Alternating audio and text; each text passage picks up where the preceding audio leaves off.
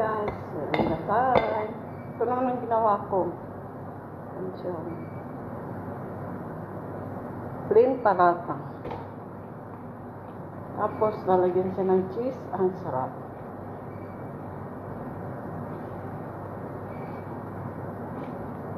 Kung gusto mong lagyan ng chicken, pwede. Tapos yung chicken, haluan mo siya ng mayonnaise, ketchup, hot sauce, tapos lettuce. Nasa sayo kung anong gusto niyo ihalo.